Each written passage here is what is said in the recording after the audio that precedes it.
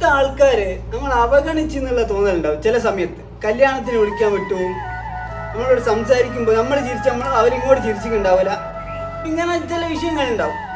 അപ്പോൾ ആ സമയത്ത് നമ്മളെ ഉള്ളിൽ അതിങ്ങനെ നീറ്റിലുണ്ടാവും. അതെങ്ങനെ ഇല്ലാണ്ടാക്കാന്നറിയാം. നമ്മൾ ഡിലീറ്റിംഗ് തെറാപ്പി എന്ന് പറയുന്ന തെറാപ്പി ഉണ്ട്. ഡിലീറ്റിംഗ് തെറാപ്പി അതെങ്ങനെ ചെയ്യാന്ന് വെച്ചാൽ, നമ്മൾ ആ വിഷയം എഴുതി വെക്കുന്നു.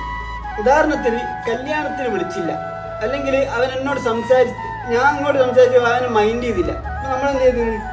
അവൻ ആ സമയത്ത് എന്നോട് മൈൻഡ് ചെയ്തില്ല. അതായിരുന്നു വേറൊരു പേപ്പറിൽ എനിക്ക് കാരണം എഴുതും. എന്താ കാരണം? നമ്മൾ തന്നെ കണ്ടുപിടിക്കുക കാരണം.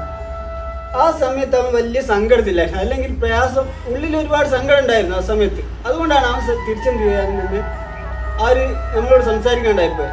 അല്ലാണ്ട് നമ്മളോട് എന്തോ ദേഷ്യം ഉണ്ടായിട്ടല്ല. ഇത് നമ്മൾ തന്നെയായിരുന്നു കാരണം. അതിൻ്റെ കാരണം നമ്മൾ തന്നെയായിരുന്നു. എന്നിട്ട് എന്ത് ചെയ്യുക? ഇത് രണ്ടും കൂടെ എന്ത് ചെയ്യുക?